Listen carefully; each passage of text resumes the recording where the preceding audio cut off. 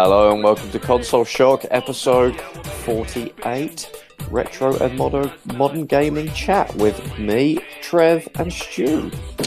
Hi, Trev. Don't know what I meant by Modo Gaming Chat there initially. No, it is Modo. It's very Modo. It's sort of it's kind of a gangster way of saying modern, isn't it? Oh, that's really Modo, kind of. Pretty Modo. Coined it right now. How are you anyway? Yeah, I'm all right. I was saying to you, I was a little bit ill on Monday. Yeah. But it's Wednesday now. I've just come back from the gym. I'm the sniffle pants, weren't you at the start? I was a little bit. I Yeah. had to have a day on the sofa, just on the lem sips. Didn't play no games though. Apparently, you just sort of. No, I just watched Netflix and Netflix and chilled on your own. by myself. That's all right though, isn't it? Exactly. You're for flu, innit? Bit of lemsip and just crappy telly. That's it. I was Homes Under the Hammer. Yeah. Place in the Sun. Wouldn't it be good if MC Hammer presented that? Homes Under the Hammer. Look, Dion Dublin now. Are they really? Well, former Aston Villa and Coventry and the Yeah, he does it now. He's quite good actually for a footballer. He seems to know a lot about the housing market. Housing market in the West Midlands. That's where he's from, I think. Actually. Oh, I think so. Yeah. He's a big fan of playing for Midlands football teams for some reason.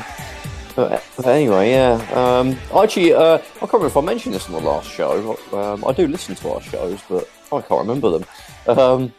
I sort of rediscovered Ridge Racer 7. I actually completed the bugger. Oh, wow. I just absolutely went mental on it. One day I played it for like 8 hours straight. Like in a row. I didn't come off it. It was like a Saturday where we weren't doing anything, so I was just at home all day. I just played it all day. Now, Ridge Racer 7's the PS3 one, isn't it? Yeah, it was a launch game. Yeah, in Japan as well as over here. I've had it for a few years, and I kind of dipped in and out of it, but I never quite. Something about it didn't click with me. Even though I really like the Ridge Racer games, I really really like them. They're probably my favourite racing games. But I finally sort of thought, sod it, I'm going to go and. Because I personally only like Ridge Racer games when they have the 3 little nitro bars. Yeah, that's in 7. I think that's on 7. It's on 6. It's on the PSP ones. It's on the PS Vita ones. 3DS one, yeah. 3DS one, exactly. So they're the ones I really enjoy, and I really understand how you've got to sort of skid around the corner. You know, you release the accelerator, touch the brake, and then you can sort of drift around the corner. Where all the ones before that, it just seems to be a lot more sort of random. When that's right. It almost feels like on 6 and 7, you have to press the drift button almost, which is touch the brake. You basically release the accelerator and quickly hit it again, and your back of your car spins out. Yeah, you're going around a corner. You can perfect it to the point where you just nicely slide around and then readjust yourself as you're coming out of the corner, and then you straighten up again.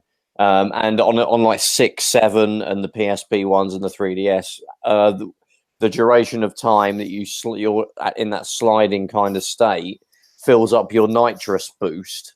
I don't know what is it. Was it Burnout that started the sort of nitrous boost type thing, or Need for Speed? I don't really know what the do you know what I'm going to say? I'm sure there's games years before that had some sort of turbo that you earned or something. But it's a great mechanic because obviously in the previous Ridge Racers, you just drifted and didn't really do anything. It was just to help you not lose speed when you go around a corner. But there's actually a practical use in the later games. And if you're as you're coming out of a drift, or normally if you're just about to go into a corner, little tip for people: hit the nitrous boost if you've got one, so that in such a way that you've timed it so that the boost ends as you're coming out of the corner, and you'll actually get this special stuff called ultimate charge, where because you're still sort of sliding, it'll give you an extra fast nitrous top up.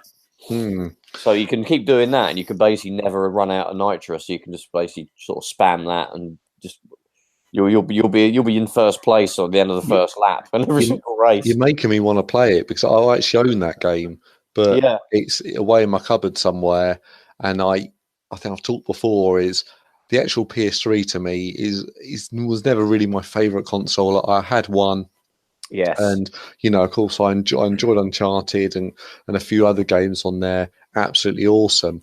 But for me, it's kind of, it's not. I was always a fan of the Xbox 360. So I actually want to get it out and set it up and play a little bit of Ridge Racer 7. I can't promise I'm going to play it for 8 hours. It looks great. I mean, it's 1080p, literally 1080p native, and it's frames a second, which is, I can't be more than a handful of PS3 games that manage that. So it still looks great even today. I mean, it's over 10 years old now, which makes me feel really old.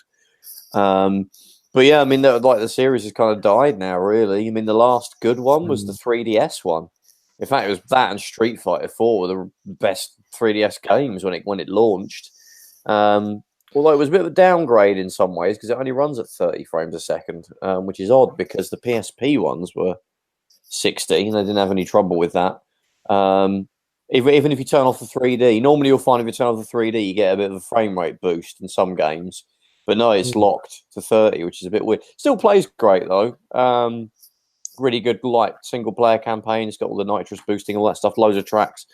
But yeah, I mean, there was the Vita one, which is. Well, I had the Vita one, and I think I downloaded that. Yeah. And I think I downloaded some special super duper platinum ultimate edition, and instead of coming with 3 tracks, I think it came with 6. Yeah, you kind of had to get that, really. And I think if you bought it on launch, you got that for free. I think you had a code in the box that you download that. Yeah, I don't know. I was a little bit sort of disappointed with it because I think my favourite Ridge Racer games were on the PSP. I had a moment where the PSP had like completely died, so I was just going out and buying every PSP game for next to nothing wherever I saw them, and I got some absolute gems. And one of those was the Ridge Racer games, and they were just so good. Absolutely so good. I got a PSP not a couple of months after it launched, and that was the game that I got with it, and it was just fucking amazing. I just played the crap out of Ridge Racer. It looked stunning. Yeah, it looked as good as the PS2 Ridge Racer 5. It had the nitrous thing was introduced in that one, and it was just the handling was brilliant. It was like a greatest hits. It had all the tracks of all the other previous games. It was better than the PS2 one. The PS2 one, it was a lot better. Came under the banner of the old ones, which and it was the PSP ones was when it went to having the nitrous, having the basically where I could control the drifting. And I know I played a hell of a lot of that, and I played a hell of a lot of the Ridge Racer 6 on the Xbox 360. Yeah. And that's a hard game to track down. It's not particularly expensive, but it's a hard game to find. It kind of came out in that first year of 360, didn't it? Exactly. And at the same time, you had Need for Speed. There was plenty of other racing games, and Ridge Racer was a little bit like, Ridge Racer wasn't quite as cool as it used to be. Yeah, that's right. Yeah. You know, I mean, it kind of lost. That's probably the PSP one was probably the last time it was a major headlining sort of game. Exactly. When you had Ridge Racer 6, which is actually as good as well.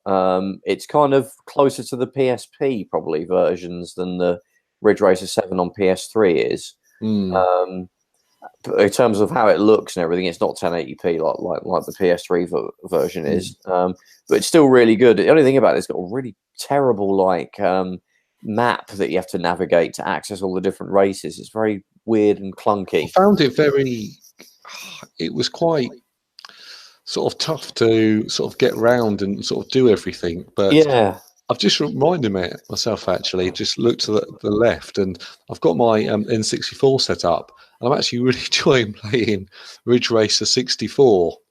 I haven't played that a great deal. I think I played it recently, a couple of months ago, because I got an Everdrive in my N64. I thought, I'll give that a go. I think I didn't really like it much. Even though it's kind of the port of Type 4, isn't it, from the PS1, but with its own stuff put in. It's not like Type 4. It's almost sort of a little bit of maybe the greatest hits of Ridge Racer 1, then Rage Racer, and I can't think of the other one, but Yeah, I don't know. It was sort of it was made by Nintendo. Yeah, it wasn't actually Namco, was it? They kind of No, licensed Nintendo it. made it sort of 2 or 3 years after, and at that point it was, oh well, yeah, we've all played Ridge Racer already. Like, what's the point of, spending 50 quid on a Ridge Racer for the N64? That okay, it Yeah, plays slightly differently, and it came out in like '99, didn't it? Or might have been 2000. I can't remember. I'm But not yeah, sure. I'm not sure the date of it, but obviously Ridge Racer was a release game for the PlayStation 1, and 2000 it came out. Yeah, 2000. Yeah, yeah, so probably 4 years after the yeah. original Ridge Racer, and to me that's well, I think when we hit 2000, I think I had. Blimey, I think I still had my PlayStation 1. I had my N64 still knocking around. And I had, I think I just got, I had a Dreamcast at that point, having had that. We've only had it a few months at that point. So, yeah, I mean, I think I saw in like computer video games they're doing a Ridge Racer 64, but I think I had played Ridge Racer Type 4 and I actually completed it mm, um, um, back in the day. So, yeah, it didn't really appeal to me much. And I think I've played it since then. I think the handling is a bit weird. It's a bit looser and a bit more. I found it wasn't as sort of. It's hard to describe. It just felt off compared to. I actually found it easier to control Yeah, than the PlayStation 1 Ridge Racer. it might just be because like I was only playing the earlier sort of cups or bits of the Mm, campaign, so the cars are obviously super slow, aren't they? At that point, and it's kind of actually yeah. harder to make them drift and stuff because you can't get fast enough to do it. Mm, So I might give it another go. I mean, it looked great. It looks really good. It doesn't look massively better than the PlayStation ones, really. Apart from it's just blurrier, like most. And I think they sort of remake the first couple of tracks from the original Ridge Racer, so they're yeah. given like a nice little sort of makeover, which never really happened in the other PS1 games. They kind of just went on and made new tracks. So you kind of get upgraded versions of the other tracks. I mean, it's not. I think it's still just like 30 frames a second or anything. I don't think it uses like the. I don't think it uses the expansion pack or anything. Does it? Ooh, I No, don't it know. doesn't. It doesn't look like it does. Yeah. So yeah, I might have to give that a go. I mean, there's been a few oddball ones. There was the DS one, not the 3DS one, the DS, and that is really bad. I've got that actually. I picked up for like a quid or something. I thought, oh great, another Ridge Racer I haven't played years ago, and I had a little proper go of it about a few months ago again. And yeah, it's just the handling is really shit, and it Mm, makes it nearly really difficult to play. You can just about kind of get the hang of it, but the trouble is, it was kind of if you hit the sides, it just completely tanks your car, and you lose nearly all your speed, which makes it so unlike the other Ridge Racer games where you hit the side, you maybe lose like 20, 30 miles an hour, but you can kind of recover fairly easily. It's not unless you absolutely crash into the side. You know what I mean? yeah, exactly. If you Yeah. just clip the side, not even a big issue. But the DS one, if you clip the side, it like completely screws you up and you completely come nearly to a standstill. Um, I kind of got the hang of it, remember, at one point, and I stopped playing it, so I probably would have lost it now if I go back. But yeah, that's definitely one to avoid. I mean, the other good one would be the 3DS one, which is good, which is quite enjoyable, and the 3D is good on that as well. Mm, The 3D kind of lends itself to racing games. They're kind of a natural fit for a racing game. So yeah, and like remember the 3DS launch lineup was pretty shit, wasn't it? So apart from it Street was, Fighter 4, yeah. it's basically that and Street Fighter 4. There was obviously there's no Mario, was there, or anything like that came out with it. I can't Um, even remember what was in the launch lineup for the 3DS. I remember it not being very good. oh, I need to look that up now. I remember I got it. I got it on launch day. I remember pre-ordering it from. I pre-ordered it from Amazon. Like December, I think the previous came out in 2012 here, I Uh, think. so it was earlier than that. You could be right, actually. So it came out on March the 27th. Well, March 25th actually for us. March 25th, 2011. Yeah, Okay, 2012 was the Vita. But yeah. So I pre-ordered it off Amazon, and I got it the day before it was supposed to come out. And I Oh, think really? I think it was a public thing where Nintendo got pissed off with Amazon because Amazon just wanted to make sure people got it in time. So they obviously started sending them out as soon as they got I them. think a lot of what was it called? Sort of online retailers back in the day, because obviously they could charge the card a day early. Yeah, exactly. So Yeah, quite a lot of them, you know, I always heard people, oh yeah, get the game from X, get the game from Y. They send it out on the Monday, and you'll get it on the Tuesday, or they send it on the Tuesday, you'll get it on the Wednesday. yeah, exactly. And Yeah. loads of online retailers did that, and it was always a little bit frustrating because we wanted to be the only ones doing them early, but you Yeah, know. I got it. Yeah, obviously you would have been in the shop then, but yeah, I got it, and Mm, I think what sold it to me was they showed footage of Street Fighter 4, that like sort of like the previous November or something. I thought, and it looked amazing. It looked as good as the 360. I was like, mm. wow, like, there's a handheld that better do this. It looked like it would absolutely blow away the PSP, which is the current most powerful handheld at that point, and that was quite old at that point. So it looked at the so I was sold on that. It wasn't the 3D really that was a thing for me. I mean, I never liked the 3D. I think whenever I pick one up, I always turn it off. And Yeah, yeah, when they brought out the 2DS, I was, oh yeah, this is perfect. And it's funny, I think I own pretty much every system, or all the modern systems and all the popular sort of retro ones, but I've never owned a 3DS. And I'm gonna have that time. Well, you'll get I'll, one, yeah, I'll probably. get one, and then I'll just splurge out and sort of buy sort of 20 different games for absolutely sort of hopefully peanuts each. But Yeah, they're already pretty cheap, but mm, yeah, I got it. I got it the day before, and I remember the next day, I walked past my local game in Stratford, and there was a queue of people mm, going in. Probably had a midnight launch to get in, and I was like, I'd already been playing it for a day at that point, and it kind of, I get it though. If you want to be able to, experience a midnight launch and say, I was at the midnight launch, but it kind of killed it if you could just get it I off think Amazon it's the day quite. before. It used to be a big deal. Like I Yeah, remember that midnight launches for things like the Wii, and then people were queuing up like outside Walmart's in the US, and the guys would come out and go, right, everyone, we've only got 150 Wii consoles here, exactly. Yeah, yeah. and then people didn't know if they were going to get one, and they've been queuing for like hours and hours and hours, and then there were rumors going around that, oh no, if you go to Best Buy, oh, if you go to this shop, they've got 500, and it was just, I think it was quite exciting. But now Get it off is, Amazon, but yeah, yeah, occasionally yeah, get you it get the off day, Yeah, Amazon, or yeah. you'll download it. I Kind of kills remember, it. Yeah. yeah, exactly. It just, oh, you just download it, or you pre-order it, it'll just turn up, and shops don't really do the midnight openings anymore. No, And no. yeah, But yeah, that launch lineup for the 3DS, yeah, it wasn't great. You got the only really standout games were Street Fighter 4 3D mm. edition, Ridge Racer 3D, Pilot Wings Resort, and Pro Oh, Evo. That was the ones that oh, stood Pro out. Evo was it? Yeah, I remember I got Pro Evo, and I got Super Street Fighter 4. And yeah, Pro Evo. The whole thing was you had like that, the sort of My Player or Be a Pro mode. Hmm. That would look way better because you'd be doing Be a Pro mode from that sort of third person perspective, and it would look great because it was 3D. But I remember played that, and I found it really annoying. So I ended up just turning off the 3D and playing just a regular, a regular sort of view game, and that was great.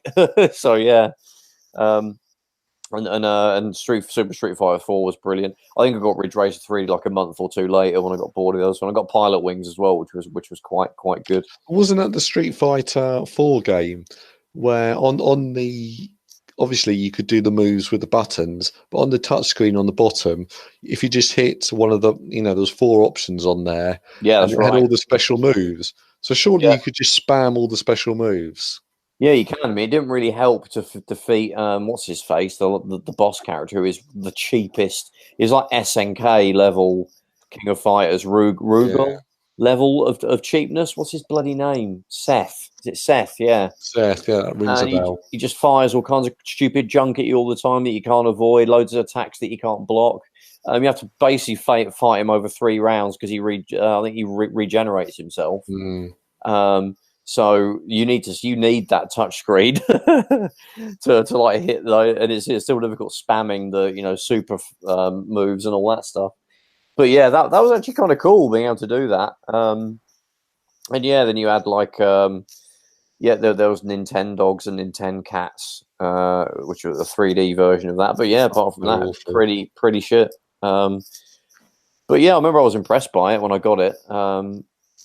This is turning into a 3DS episode now. When I got it, I was skeptical of the 3D, and then I opened it and started using it, and I was like, wow, this really works.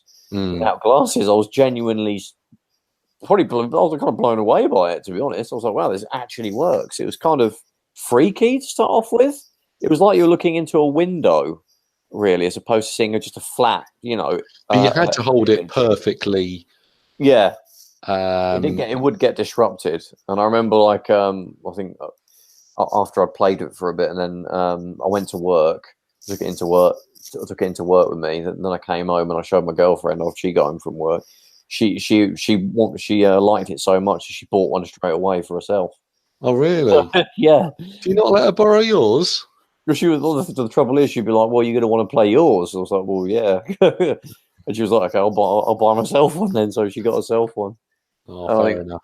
Upgraded to the XL a bit later, which helped a lot with the 3D. The screen was way bigger. Yeah, so yeah, really good console. I'm sure we'll do a dedicated episode to it when it's officially kind of died, although it's still got games coming out, isn't it, for it? I think so, yeah. I mean, it's still got a lot of life in it, I think, because it's just sometimes, it's such a inexpensive little sort of fold away machine, and there's so many great sort of Pokemon games on there, Mario games and stuff. It might do another couple of years. And yeah, and also 1,000,001 sort of great RPGs and exactly, and things like that. So I think it's still got a lot of life in it yet, and didn't quite hit the heights of the DS, not in terms of sales. No, but it did, for considering the environment it's come out in, of like everyone having mobile phones and everything. It's a bit of a miracle, really, that it's as successful as it is. And the Vita, we saw what happened to that. It absolutely destroyed that.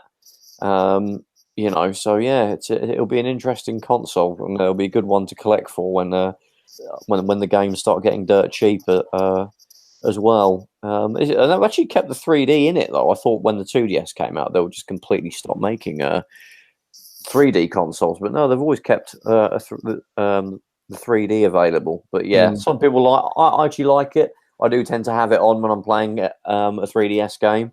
And as I say, like yourself, some people absolutely hate it and never use it, and it's basically a sort of a Nintendo PSP, sort of, isn't it? So yeah, but it's funny that we should mention, buying things from shops and pre-ordering and midnight, releases of things, because what we were actually going to talk about today, I mean, we both worked in retail. Yes, for our sins. We have. I mean, obviously, you've had your own shop. That's right, yeah. A unique perspective on that. So, I mean, my background is, I mean, I've probably done the same thing that most people in their early 20s did when they were at uni. I worked in supermarkets. Then I also had a fairly decent spell at Apple, the Apple store, where I was at for nearly 3 years. You were second to Jobs, weren't you? In my head, I was. Yeah. I worked at a couple of Apple stores, and actually had a brief stint at a game, which was absolutely horrible, and is the stuff of nightmares. Yes. Before I ended up, working where I am now, which is just an office kind of gig. And yourself, obviously, you've always had shops, haven't you? For about 10 years. Worked in sort of computer game shops and own them, and it was always, I always really enjoyed it, but sometimes the stress sort of behind the scenes was I wouldn't want that again. So, did you just work in one initially and thought, you know what, I can do this myself? No. I with a friend of mine, we bought a franchise computer game shop down in Ashford. We started that up, and yeah, it was really good. Oh, so And there's like a CEX type thing. it was it was like CX. It was called Chips. I don't know if anyone sort of remembers that. They're mainly in That sort was of a the north of England. franchise. Yeah, they're mainly in the north of England, Oh, right. and it was it was all right at first, but it was. I would have done it differently if I had done it again. I think. I think that makes sense. We didn't really need sort of the franchise to help us. In fact, they were maybe not the most helpful. And What was it? You have to sort of you have to sort of pay them a deposit or whatever, and then yeah, they you had to pay a little a franchise fee every week, and that was hold on, what are we getting for this? You know, are we getting their expertise? Well, no, not No. really. Are we getting this? Well, no. They promised us, oh, we're not getting that. It was all sort of quite sort of frustrating, really, at the time. So one thing led to another, and then eventually I got my own sort of computer game shop, which I absolutely loved running. Yeah. As we talked about maybe early in this episode, a lot of people now, get the games from Amazon. There's a big pressure on supermarkets, to buy their games from there. There's a pressure to not, there's not really a pressure, but on the high street, less people are going to the high street because they buy things from Amazon or, Facebook groups and eBay, things like that. And now, of course, you've got the people buying games online, so to download. And I still, I'm looking at getting Resident Evil 2. It's coming out, I think, on the 25th of this month. So I'm like, oh yeah, I'm quite excited about that. I want to make sure I finish the game I'm playing now, and I get that. And I think some shops on the high street are selling it for about $44.99. Amazon's doing it for about $43.99, around that price. And then online, you can download it for £55. Yeah, which is ridiculous. Well, hold on. Yeah. I'll have that completed within about 2 weeks, and then I'll trade it in, and I'll be able to get another game that I want. Yeah. It blows my mind, and how why people sort of download these games. It just costs so much more. Yeah, I mean, I do buy digitally, but only when it's either not been released physically or it's just ridiculously cheap.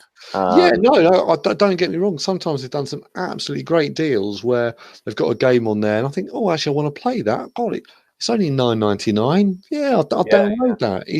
It's good. Or even if it was the same price as what the retailers did it for. And it rarely is, though, isn't it? I mean, I see people on Facebook groups, like, there's like an Xbox One, I'm in like a PlayStation One, not retro, just the latest, whatever. Yeah. And there'll be people say, yeah, pre-ordered my Black Ops 4, can't wait for it to download, or digitally pre-ordered my Black Ops 4. And people in the comments just be like saying, why did you buy it digitally? It's like £10 more. Look at this Amazon link. Sometimes a lot of people don't realize, actually, like a lot of times I see the people responding say, oh, I didn't even know that this is on Amazon at that price, which does make me kind of facepalm a little bit, because you've only got to Google this stuff, man. But there's some people that genuinely don't know, and other people that are just like you know what, I'm okay. I don't mind paying £10 more.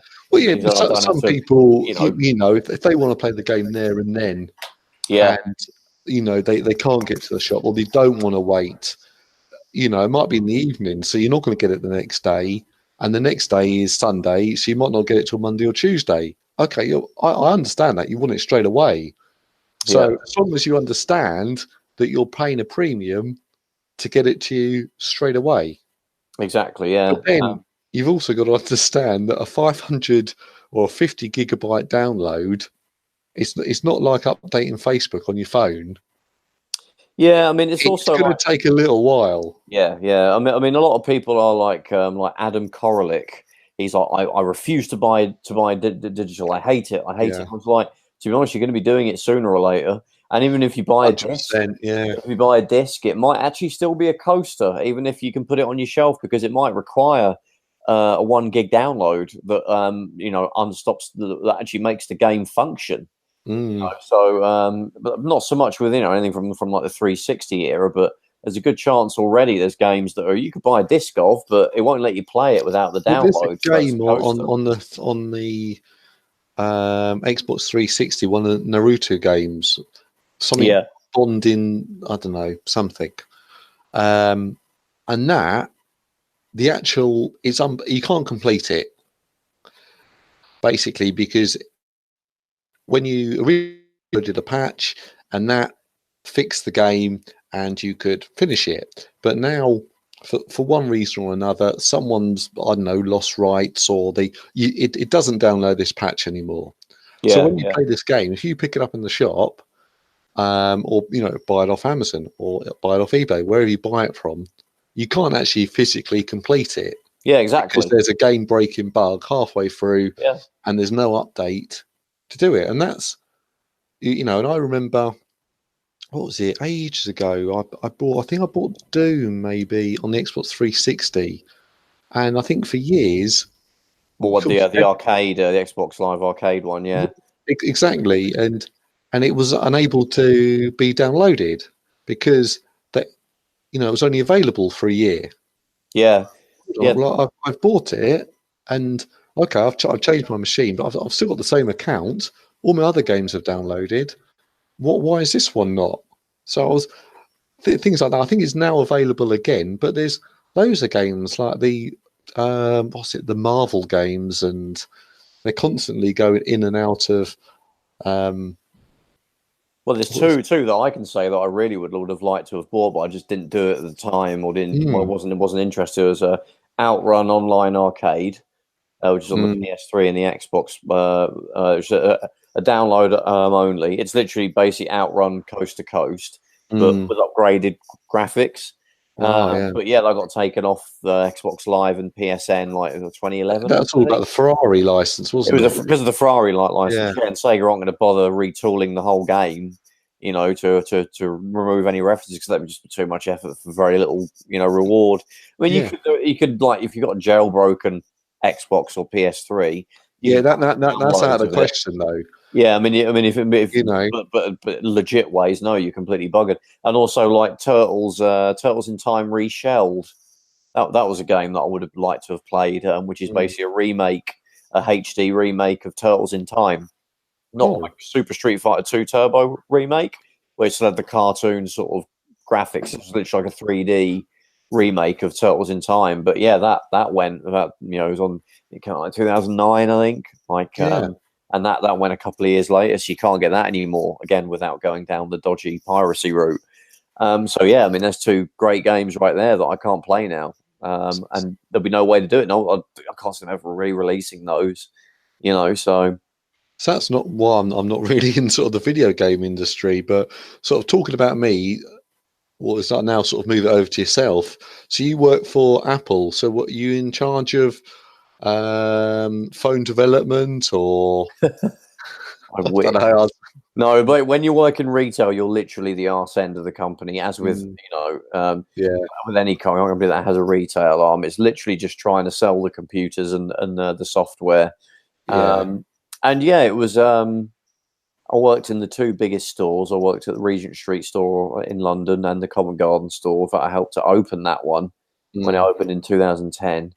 And yeah, it was. If you had to pick working in retail, I would say, yep. I would say Apple's a good place to go to, but it still is retail at the end of the day. You can't punish a shit, really. It's the hours are still crap. The money's not great. Yeah. To me, it always looks quite fun working in the Apple store. There's sort of lots of young people there, and you're running around, you're chatting to people all day, and showing them sort of products, and it looks quite good fun.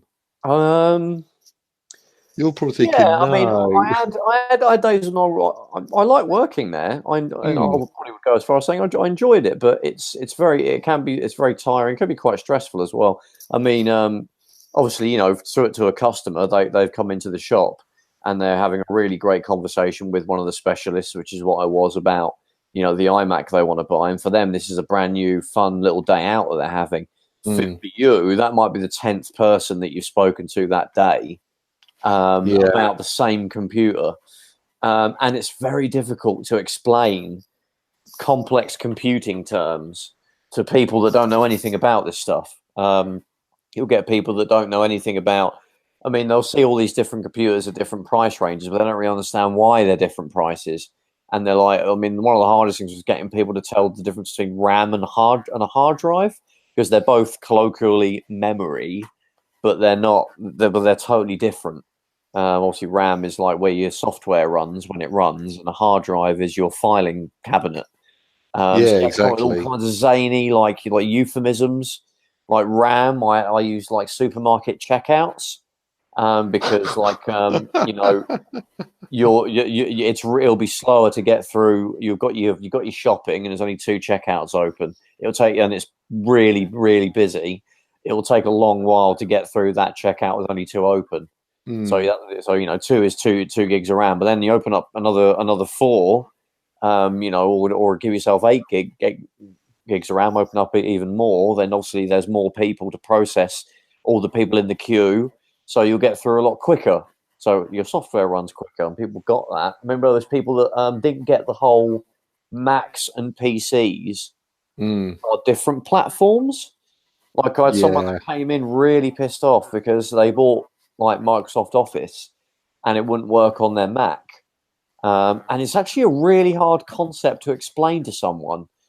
They think because it's a computer, so any sort of computer thing that they buy will work. That's like, but strangely, people get that there's the PlayStation and the Xbox. Well, mostly, and you need to get the Xbox games for the Xbox and the PlayStation games for the PlayStation. It's not.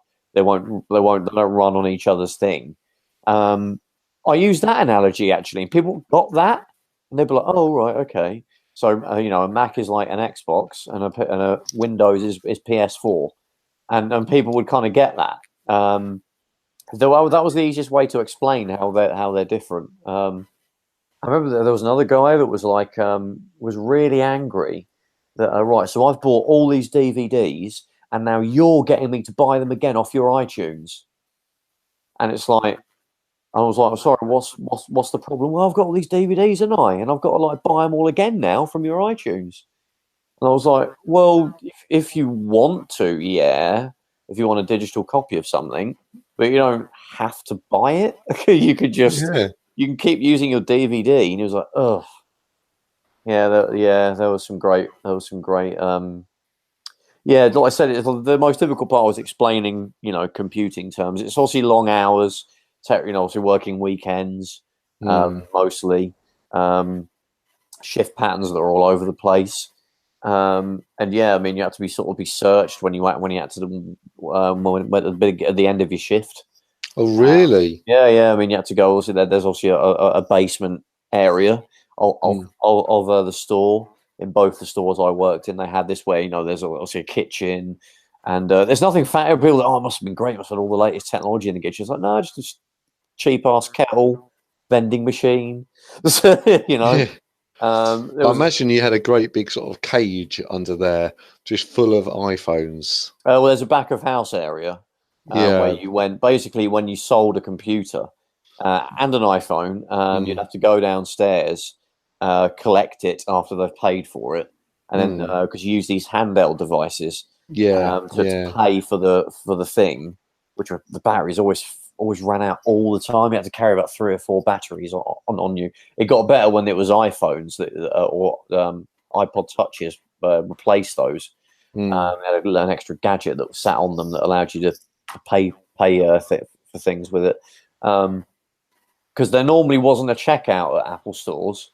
No, they just pull it out of their back pockets, don't they? Yeah, but because the London stores, particularly Regent Street and Covent Garden, they had such a high volume of people come in to buy stuff, and also a lot of tourists, a lot of people that won't really be too receptive to the cool, quirky way of paying via a handheld thing. Some people just want to friggin' check out. They know that's the checkout. That's where I pay for stuff. We actually had one. And sometimes you had to work your whole day behind that. You sort of got scheduled in. And it was also the worst place to work in the store was probably the accessories, the iPhone accessories, because it's just answering the same question. You've got an entire hundreds of cases behind you. They're barely any different. They're fairly interchangeable. So you would get asked 50 times that day in that 8-hour shift, what is the best case? And basically, I just made a point of arbitrarily picking one at the start of my shift. I'll make that Belkin one the best one today. And then which one's the best one? I'm like, yeah, it's this Belkin one here. And then you'd be like, you could be really good for sexual innuendos, actually, the Apple Store. Like, I remember, like, someone said, it actually wasn't me they said it to, but it was a colleague, really awesome guy. And they asked him, like, what she was after a case. It was a female customer, she was after a case. And she was like, I'm after an iPhone case. I was like, oh, is there? And he said, is there a particular kind you like? Yeah, black and hard. And obviously, you like tried really hard to like not laugh at that. And it was things like, I remember I helped serve a gay porn star. Oh, really? Yeah. How did you know he was a gay porn star? Because you spend a great deal of time with people. You could be with a single customer for up to an hour if they have a lot of questions. Right, okay. If they have a lot of questions, you could be, you'll need to spend a lot of time with them. Yeah. And you're absolutely, at the end of a conversation like that, you're so hoarse from just constantly talking and regurgitating the same stuff. But anyway, things you want to be able to sort of warm to someone or them to warm to you to want to buy your shit. You end up just chatting about life a lot of the time. And yeah, you'll say, oh, what do you do for a living? He was like, yeah, I appear in gay porn films. Really nice guy, totally down to earth. I don't know if there's a stereotype that I should have been expecting, but really cool guy. I asked him some questions about his job, and he was really open about them. Oh, really? What's it like having sex like all day, all the time? Is it like detract from when you do it with your partner? And he was like, no, it's a different. You switch off when you're working. It's quite robotic. And you just get on with it. It's just like a job, really. And it was like really interesting little insight. The woman that ran in very odd little funny little occurrences that wouldn't happen in any other job, really. I had a woman who ran in crying into the store first thing in the morning. Really, there wasn't really anybody in the store. Ran in crying to the store because she just bought a new iPhone for her boss. She was like a PA or something. And we got a lot of them come into that store in particular. Probably because of where it was in Regent Street. She was a PA, I think, and her boss got her to buy a phone for him during, I guess, that's part of her job as a PA to do, be his sort of run around donkey person. And she was worried. She came in a panic with his old phone because she was worried that turning on the new phone, it being his new phone, would kill the old one and he'd lose all of his contacts and shit. And she was in an absolute panic. She was worried she was going to get sacked. And he was like, no, because he had it wasn't iCloud then. I think it was called Mobile Me. But when we checked and all of his contacts were saved in Mobile Me, and it was all just going to go down onto his phone. She literally had a panic attack. And I was a first aider at that time. So I was able to help her with the panic attack, luckily. If it was anybody else, there might have been some trouble. But I was a first aider, so I was able to help her with the panic attack. I just got her to sit down, take deep breaths. Told her what the deal was with the phone. She was all right. And she actually sent me a card to the store addressed to me. Oh, really? Yeah, which is kind of nice. Yeah. Loads of people with diabetes passing out in the store. Oh, really? Yeah. Give them some Coke or something. I'd be the they're the only types of. I mean, let's say you walk past Dixon's or something on Oxford Street, you'll get so many more people in the Apple Store just to have a look at the phones. Because I always pop in if I walk past. Oh, let me go and look at the computers. I'm not going to buy one. I've got a phone. I always just pop in there because I think it's such a good retail experience. It was a little bit different when I was there because I remember like when I started in 2008, and when it got to 2009, the iPhone 3GS came out. Yeah. And that was horrible because we didn't have a lot of, we had a bare minimum of staff on this particular period. We had a lot of people that had left and we didn't really replace them. So it was very absolutely bare minimum of staff, and we had to set up. The volume of people buying iPhone 3GSs was absolutely huge, to the point where we had to set up a dedicated area for it, which was cordoned off, and people would come in and they would be directed to this area, and they'd say, "I want to buy an iPhone." They'd be sent upstairs, and then have to sit. We have to take their name down and have to sit. Oh, Kind of like when you go to a hairdresser's and it's really busy, and they take your name down. You just sat in a row of chairs waiting for your go. We had to do that for the iPhone because we were selling so many. And we'd have to take their name down, have to sit, wait for about half an hour before we could sit them down and take them through it. And it was an awkward process because it was before they had a pay-as-you-go phone that you could just quickly sell them. You had to take them through the whole contract process. We got a lot of really, really rich business people, and they'd always fail the credit check. And they'd be baffled as to why, but we'd be like, well, because have you got any credit cards? I was like, no. Because, well, that's probably why, because you haven't got any credit. So, because you're so rich, presumably, you don't need any. So you'll fail. Whereas a poor student will pass it in seconds because they've got like loans and like overdrafts and all that kind of shit. But yeah, you'd have to sit down with them and deal with them, and you had to have someone managing the queue. People would get pissed off because they were expecting just to walk in and buy it. Which is just not the case because you just can't buy a contract phone like that. Maybe it's quicker now than when I was there, but it was just the volume of people was the main thing, and the lack of staff to help them. Because it does seem, I don't know, you seem to be like the one absolutely dissing Apple, and I can tell that, you know, I'm sure you've got lots of fond memories from working there, but your general thing is you're glad to be out. And I'm like, oh, I love going to the Apple store. There's always loads of staff, and to me they always seem, you know, there's always people to help you, and they always seem really helpful and sort of chatty, and you know, I can imagine there's only so long you can be that person. Yeah, I used to be an Apple fanboy before, like a real major Apple fanboy, like, you know, completely renounce anything that isn't made by Apple and is like, you know, Steve Jobs is like God and all that kind of crap. And I was in, you know, when I was in my 20s, I was like that in my early 20s. And then, you know, I used to go to the Apple store in the mid 2000s. Funny enough, I went to the Regent Street Apple store like the week before 7/7 happened, which is really weird because if I didn't go that and I went a week later, God knows what would have happened. But anyway, yeah, I used to go down there as like a pilgrimage, and I used to be really excited about it. I remember I used to go and just hang out there, and there was like a little theatre at the back on the top floor.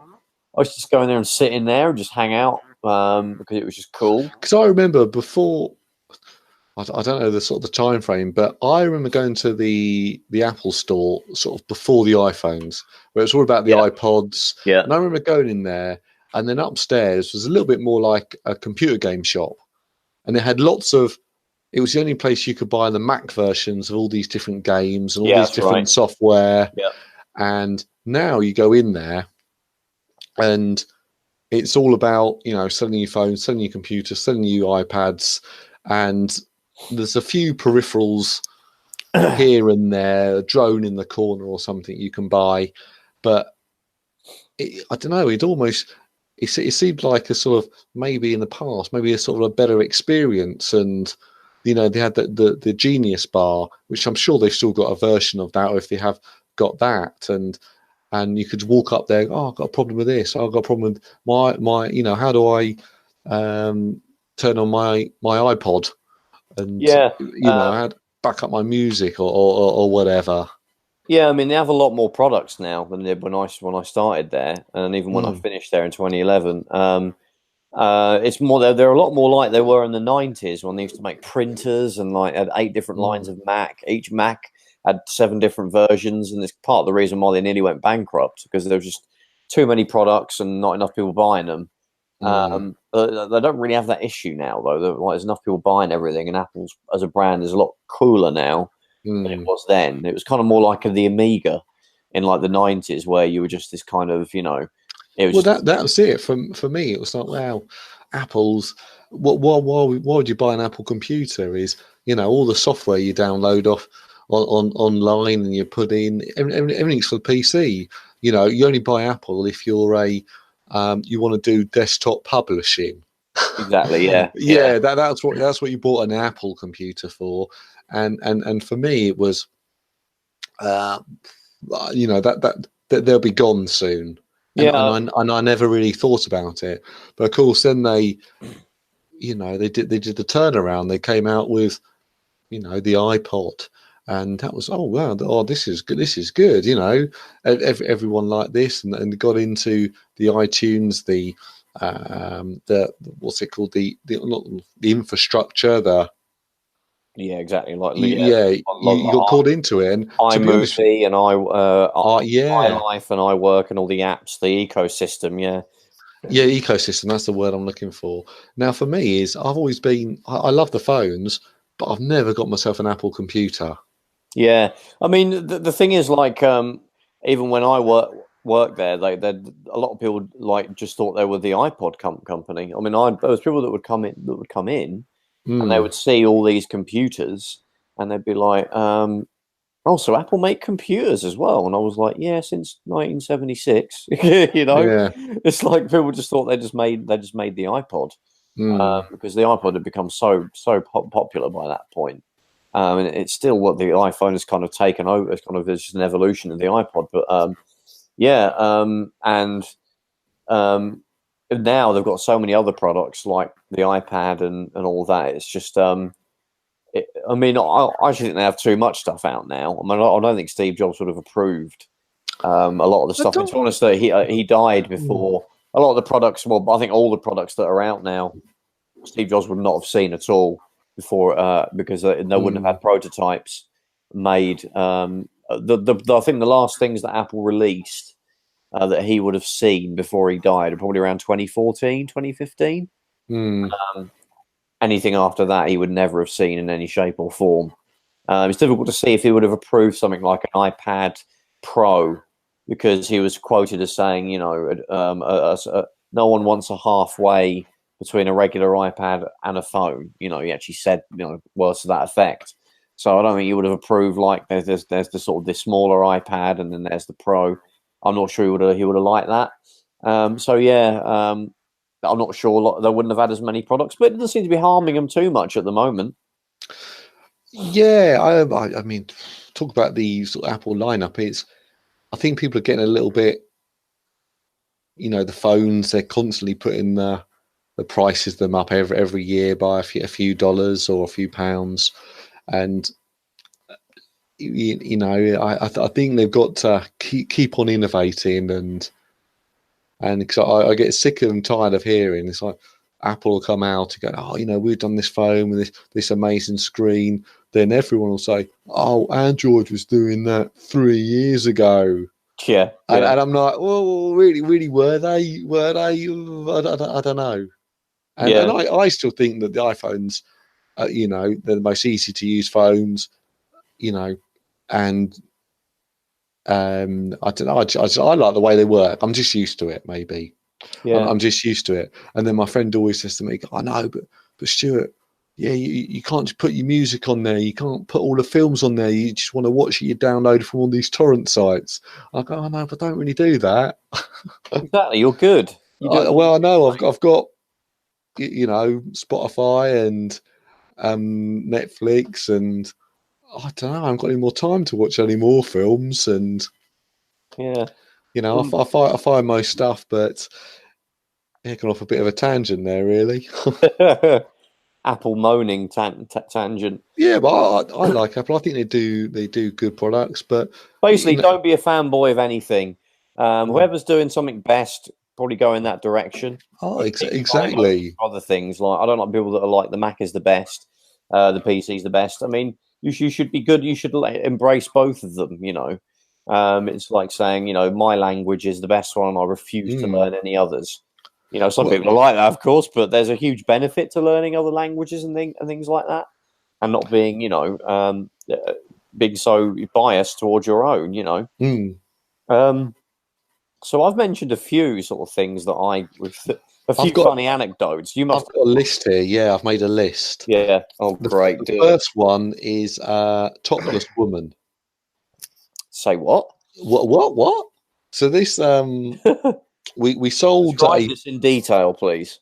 we sold a woman, maybe a little bit unhinged, a big bag of PlayStation 1 pads. Right, and yeah. and she bought them and left them in the shop. She came back and got them at the end of the day, and she came in. She was arguing about pricing for these pads all day long. She came in with a big bag of them. No. She bought them off us. She wanted them to do whatever she was going to do with these 20 PlayStation 1 pads. 20. Or she wanted PlayStation 2. Yeah. But of course, they were £8 or whatever they were, and that was way too expensive. So we told her PlayStation 1 will work. So anyway, so she took them with her. Then she left them in the store while she went and did other things. Okay, and then she basically then was not happy about the price she paid for them, and so she said, "Oh, I don't want them," and she stormed off and left them in the shop. So we said, "Well, you've bought them." We were really angry because she was causing a big storm. So we left them outside. I said, "Right, you left them all these PlayStation 1 controllers. You bought them; they're yours." Well, we left them there. No, you take them if you want them. She said, "I don't want them." So of course, the next day when I was in, she came in. Where are my controllers? Where are my controllers? I left them here. Where are they? Where are they? And of course, I knew the story. And I said, so hang on a second. She already bought the controllers. Yeah, that was what was crazy about it. She bought the control. She bought the controllers, and then she left them with us, as she wouldn't take them. And then she was unhappy with the price that she paid for them. She didn't want a refund, though. She just said she just got angry and walked out then. Well, I think we're of the opinion that we were quite pleased to have sold so many of these old PlayStation 1 controllers that we had sitting in the box. Yeah. So she came in the next day and she went absolutely mad. I want my controllers back. I want my controllers back. I want my money. I want my money. I want my money. I want my controllers. And of course, we didn't have the controllers. They'd gone. Yeah. Because, they'd been left outside. And, that was it. So she wasn't happy. So the way she reacted to this was she was maybe an old lady in her 50s, slightly larger. I'm going to take my top off. I'm so unhappy. I'm going to take my top off. And of course, I'm just like, oh my God, what am I going to do here? So, and I said, she just took it off and just stood there or something? Yeah, exactly. She's wearing a bra at that point. Yeah. So I said, right. Come back on Monday. It was Dan who originally dealt with you. We'll see if we can sort something out. So she came back Monday, and of course, she went even more mad, and everything came off. So of course, Dan being how was that going to diffuse us or persuade you guys? Well, no, exactly. I think it was I'm going to stay here and I'm going to stay here and protest. Yeah. So I think Dan just got the police and they just walked her out, just got her out the shop. Just you can't do that. Wow. You can't do that. That's got to be. That must have been a sight though as well. It was, and of course there was kids in the shop, and they couldn't work out what was going on. And you look back now, and it's quite a funny anecdote, but at the time, horrifying. You're just like, oh my God, that's crazy. I did have a similar sort of thing, weirdly, where we were at the Apple store where a lady came in, and we had a thing at one point where if someone bought a new Mac, they can bring their old top one off. Take your top off. If you bring your old one in, we'll do a data transfer. And initially, we actually sat with them and did them on the shop floor. We sort of got the cable and sort of transferred everything across because the Mac has a really good built-in data migration app. Yeah. So we would use that. And I was doing it with a lady who was sort of she was in like maybe her 40s or her 50s. and she opened up her old laptop. We were about to do the data transfer, and her desktop wallpaper was her naked. Oh no! Yeah, Yeah. and it was just like, what are you supposed to do there? And you have to sit with them for like a good half an hour. And she just didn't bat an eyelid. She was like, just carried on. And also, why would it be herself? You don't picture yourself naked on your desktop. Yeah. Did you not suddenly start moving around the icons to put them over her bits? No, I thought that would be a bit kind of acknowledging that there was an issue, that she didn't seem to think there was one. So, so it was a bit. I bet she loved doing that. There was a guy, another one where we had off on it. Yeah, we had a Power Mac G5. Might have been at this point in time, might have already been a Mac Pro, but the big silver tower. We had one set up with two 30-inch cinema displays to demo, like, this is what you can do if you're a professional musician or something. You want to have a professional setup. Some kid, I think, came in. And he put like one guy, one copper, and made it span across both screens. Now, if people don't know, one guy, one coppers are a man inserts a jar into his anus. Subsequently break. And he's pulling out shards of glass. Oh, man. So again, sorry that anyone else wasn't giving everybody a picture in their mind. But someone put this spanned across two screens. And also, so I had to run over and shut it down because it was in the middle of the day. The store was really busy. Yeah. But when I did it, the computer crashed. Kept playing the video. I had to pull out the power cord because it was like so bad. So there was talking about that. I remember once someone traded in a PS2, and do you remember the old shop, the old M&M game shop, the tiny one? Yeah, the tiny shop. And on a Sunday, we had always had lots of kids in there. Yeah, where we met, our eyes crossed. Yeah, and we always had the shop full of kids playing Yu-Gi-Oh! We used to have Yu-Gi-Oh! Tournaments, the card game. And all these kids, they're all standing there looking at their folders. They were playing, having had the cards out, they were battling each other. They're all focused on that. And someone came in, said, all right, mate, yeah, I want to trade in my PS2. I said, okay, mate, yeah, no problem. We'll give you X amount of money. It will take half an hour for us to test. You can see I'm quite busy here. And he said, oh, yeah, no problem, mate. Yeah, no, I'll be back in half an hour. I'll get a coffee. So, of course, I put it in, plugged it all in, turned it on. And whatever was in there just started playing. And of course, you know where the story's going to go. Yeah. There was some, guy smashing the life out of a young lady on there. And of course, it was on the great big 40-inch screen, full metal overlooking the shop. But of course, the sound was off. Yeah. So I looked on there, fucking, shit. Right. Escape, eject. Yeah. And I looked round, and the shop was full of 30 kids, and no one had noticed. Oh, really? Wow. No one. They're all so focused on trading their cards. And that store was really small. It's really small, and they were so focused on the games. That's impressive. And they did not notice this going on, and it was just we sort of laughed about it afterwards. And I thought, oh my god! And of course, the guy came in. I go, like, oh look, I got your film here. He went, oh yeah, oh shit, oh well, thanks. And yeah, it was quite funny actually. What was the question you got asked the most? And there's the one that you're like, oh god, that's the 10th time. Oh, it must have been just like something that you always got asked. Well, the thing that always frustrated me the most was people phone up and go, how much do I get for X or Y? Yeah, and it was.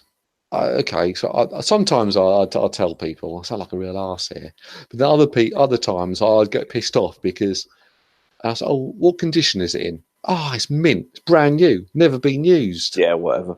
Never. Oh, okay, all right. Well, in that case, I'll offer you £30 for it, 30 English pounds. Right, an hour later, the Queen's finest currency. Exactly. Then, of course, an hour later they'll come in. And the disc will be scratched to high heaven. They've used half of the label to make a roach out of it. It will be water damaged. Of course, I'm adding to it here. Yeah. And I said, I phoned up earlier, mate. You said you give me £30 for this. Yeah. Yeah, but you you also told me it was brand new. Yeah, no, but it works though. You can still sell it though. It works. Yeah. I'm like, yeah, no, it's not brand new though, is it? You said that, and I've got to. Nah, I'll offer you. You know, I'll have to test it first. Right, I test it. Okay, well, I'll offer you £15. But you said 30 on the phone. I've come down all the way down here. I've come all the way from New Addington. Yeah. I've had to get I've had to get a cab, which cost me 20 quid. You know, and now I've got to get home, and I'm like, hold on. Yeah. It's not in brand new condition. Sorry, mate. Sorry, no, I'm not doing it. And it was just, it just drove me insane. So I wouldn't tell people how much they'll get. You have to bring it in. It was always, you have to bring it in. What was the most irritating thing overall? Which is big. I'm giving you a big one there, but I know what you're getting at. In a shop, people trading in FIFA. Is it literally that? No, I didn't mind because we sold FIFA. People bought it, and people buy the old ones. You give them 10p for it. Yeah, but I think the number thing one that pet peeve is probably the best way to put it. Yeah, I think the thing that annoyed was on a quiet Tuesday. Oh God, I sound awful now. I keep on saying I sound awful. You do, don't worry. you get some kid who'll come in and he was in his 9th year of college, learning how to do media studies or something. Yeah. And he'll come in and he'll tell you the whole plot to a Japanese RPG. And you'll repeatedly tell him, oh no, thanks. I'm not really into those type of games, to be honest. Yeah. And he'll carry on telling the story all about this Japanese RPG. Yeah, I've seen that. Yeah. And you just dude, no, honestly, no. Oh, no, please, no, stop. And then he'll carry on, and I'll be quite clear about it. No, I don't want to tell you. And then I think something else actually. People always, if we ever had a rare game in that was something like Conker's Bad Fur Day, or Panzer Dragoon Saga, give you $5 for it, mate, or something like that. People will always say to me, at least once in that day, oh man, I bought that when it was new. I got that when it first came out. Yeah, got it for 30 quid. There.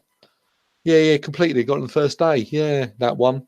And these are really rare games that cost a hell of a lot of money because they're very low production and they're very good games. So, and no doubt, I'm sure some people did buy it on day one, but for the amount of times that I heard that, they just tell you, it's just to tell you that, and it's like, okay, great. And it was, and then I've heard this so many times now from people.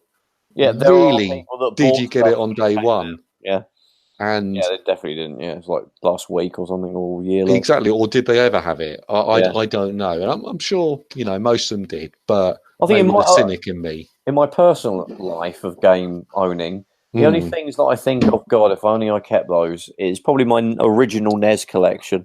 Yeah, my original NES collection. I mean, I got them when they came out. Like I got the big one is Gargoyle's Quest 2. I had that in. I had it. I had the box, the manual, and I used to baby all of my games. I'd make sure the box and the manual kept in good nick, all in friggin' brilliant nick. And I had like Kirby's Adventure. That was an amazing nick. I had like Gargoyle's Quest 2 is like a couple £100 game now. Really? Yeah. In fact, you know what? I'm going to look up and see how much it is now. Battletoads and Double Dragon. I had that for the NES. I had Zelda 2 Adventure of Link in the box. I had the black label or the black box. Well, all of them the black box. The Super Mario Brothers.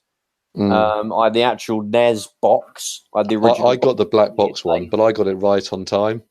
Right on time. Right on time. Yeah, the NES itself. I had the I had the box to it with all the inlays, and I kept all the styrofoam and all the sort of crap that came with it. Yeah, we go. Gargoyle's Quest 2 mint, 310 quid. Oh, so yeah, Battletoads and Double Dragons nearly 100 quid as well. So yeah, I had a ton of like games that are all kept in the box and everything, and I've swapped it all for a bloody Mega Drive.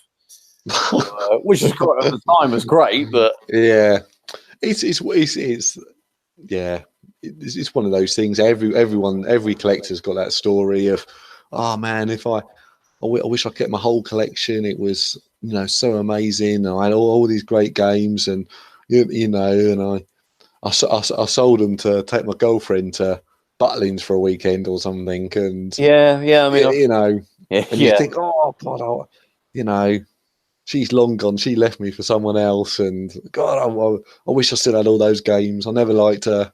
Yeah, I mean, I've had a few like small collections that ended up being swapped or something. Like when I originally had a Game Gear, I ended up with about 10 or 12 games before I moved on. But they're all in the boxes, and they all kept in good nick and all that kind of shit. Like some, I don't really have. I never really got any of those back. Like Sonic 1, 2, and Chaos. I think I had. I think I got Sonic 2 again. But I've never really got into getting any of those back. It's just when I had my original Game Boy, I had a bunch of games for that, all kept them in the box and everything. So yeah, but then that was at a point in my life when I was a kid. So I wanted to get a new console. I had to swap my old one for it. It wasn't until I got sort of PlayStation era that I could actually keep things, because I had some form of money coming in or something. I could just go and buy the next thing if I wanted. But yeah. That's it. That's how you have to afford things. It's probably my magazine collection as well. I had like tons of Amiga formats. And I actually don't recall actually throwing them. I think my parents probably did that classic thing. I buggered off, moved out or something, and they just threw them all away. But I had about 50 or 60 Amiga formats. And they're all gone now. I managed to keep a handful of them that didn't get thrown away. And actually, a lot of my video game magazine collection went. I've got a bit of a collection going of magazines since, but they're kind of an awkward thing to collect because they take up so much space. And there's good websites now that's got them all. They've got loads of them all scanned in. Yeah, I tend to do that now. If I want to flip back through one, I'll just dig it out. Like Amiga form, I think they're all on like Amiga online magazine website things. I can't quite remember. If you can search it, you can find it pretty easily. Yeah, and they're great fun.